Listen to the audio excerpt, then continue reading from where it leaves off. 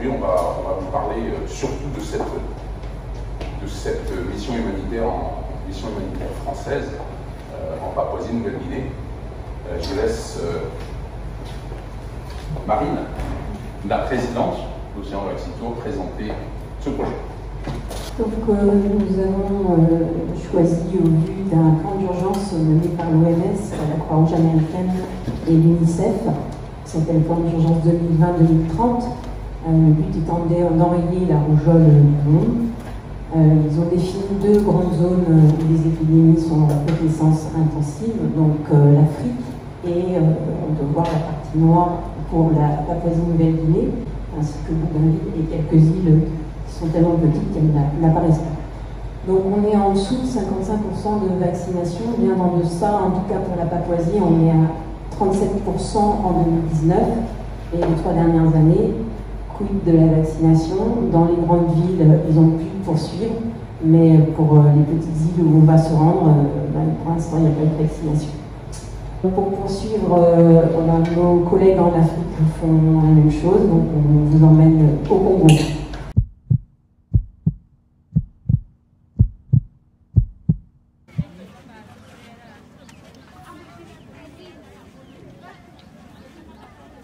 Tango abelaki rougeole abimaki biloko moko na nzoto mobimba munoko pe bebaki fièvre moko ya kosakana te.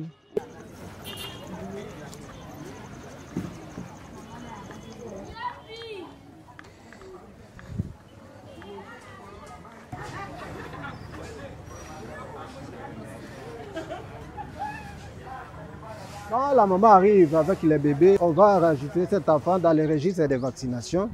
On doit préparer une carte de vaccination et on doit demander l'âge de l'enfant. Quand nous saurons l'âge de l'enfant, on saura quel vaccin l'enfant doit prendre. Et avant même que ses mamans partent, on doit préparer une petite séance d'éducation sanitaire.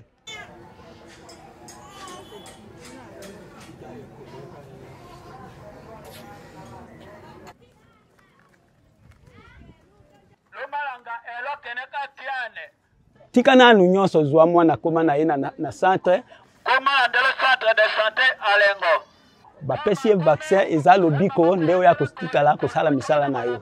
Bana nyonso na kobota esengeli bazwa vaccin balandela yango tina suka po baya kokufa lisusu te ndenge mwana ya liboso akufaki. Infirmière depuis 10 ans. Elle a un DU de médecine tropicale et elle est cofondatrice du Fonds Aide Océan, présidente de l'association Océan Vaccito. Mais avant ça, c'était quoi sa carrière?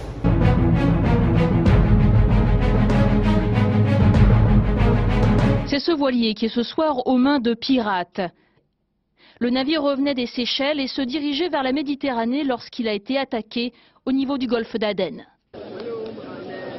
J'ai donné l'ordre au début de l'après-midi de déclencher le plan Pirate-Mer qui consiste à mobiliser tous les moyens disponibles sur la zone apte à intervenir.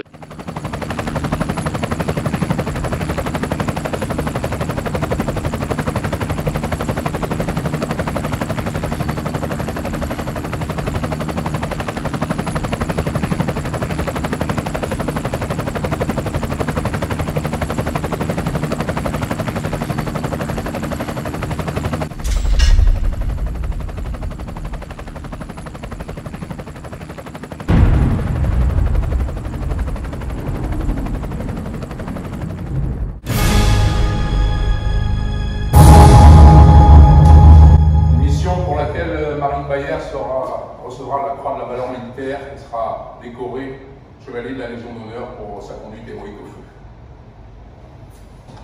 Aujourd'hui, il prend sa retraite de toutes ces grandes navigations pour se consacrer à l'humanitaire. Donc 25 ans de carrière qui arrête tranquillement.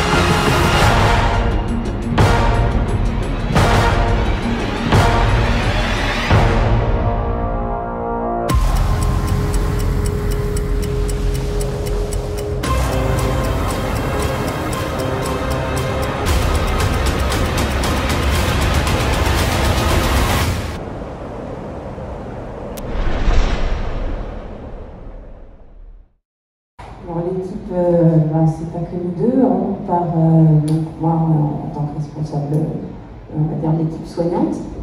Sébastien s'occupera de la navigation et s'occupera de cette partie-là avec l'armateur du bateau. On emmène avec nous un médecin militaire qui s'appelle Jean-Michel Pontier, donc il est diplômé en catastrophe et en urgence et il est spécialisé en parotraumatisme.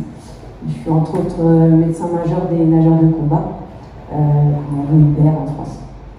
On a avec nous Alexis Bonneau qui sera notre chef opérateur pour faire toutes les images en vue d'un documentaire, et Théodore de Kiros, un journaliste freelance qui se chargera de faire les articles pour les magazines et la télévision. On est un équipage donc 5 Européens. On partira avec 4 Papouasiens de l'hôpital de Cagayan, donc la grande ville qui se trouve au nord de la Nouvelle-Irlande où nous irons.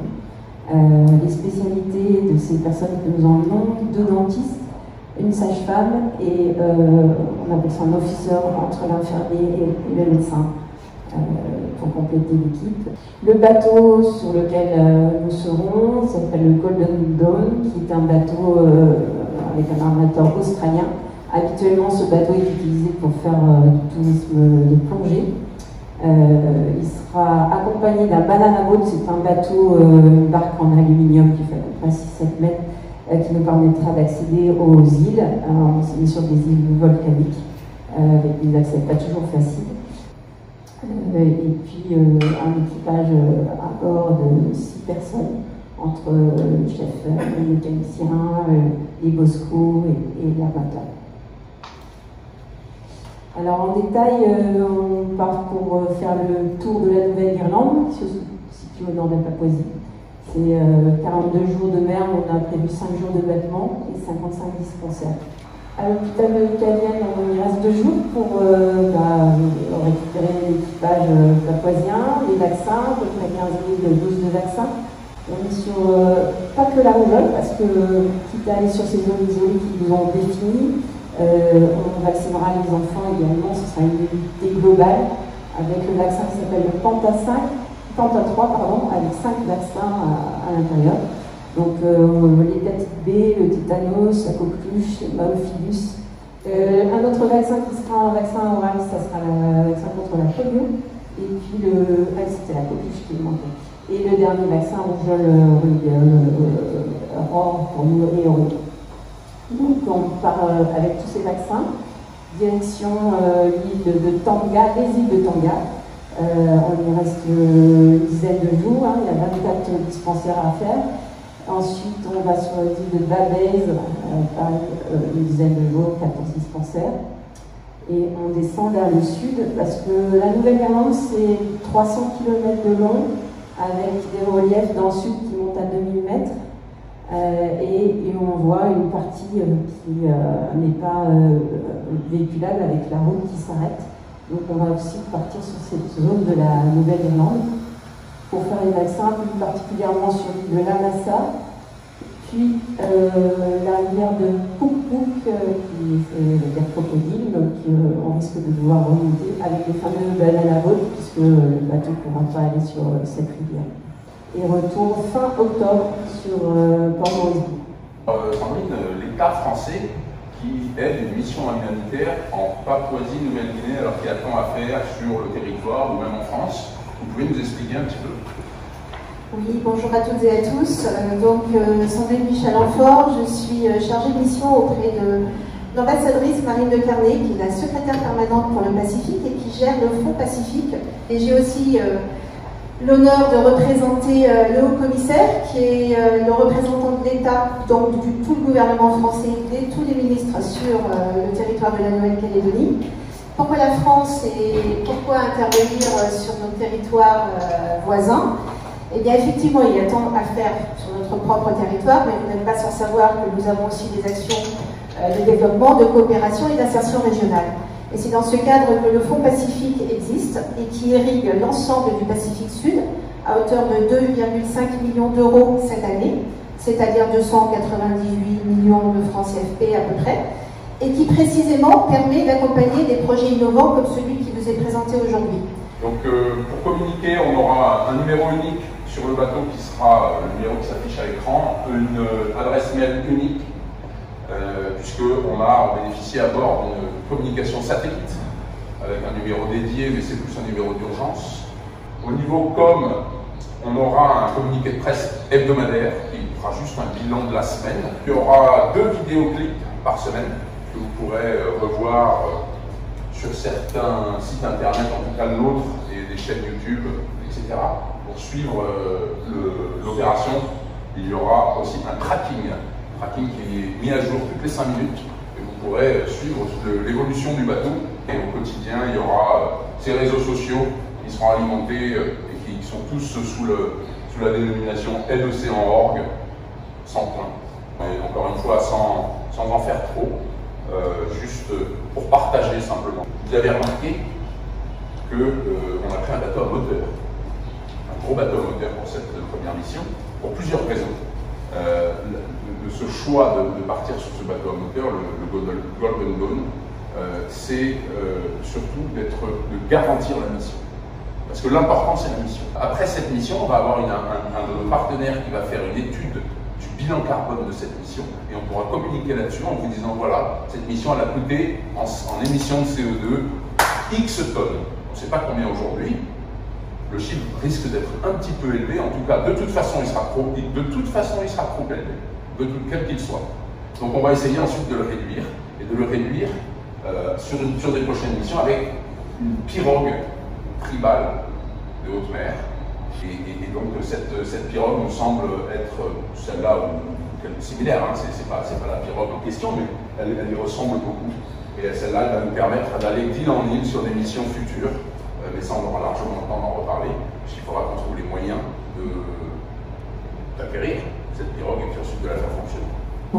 Merci d'être venu. Si vous voulez vous diriger pour prendre un petit déjeuner ou partir paquer à votre agenda, vos occupations, merci.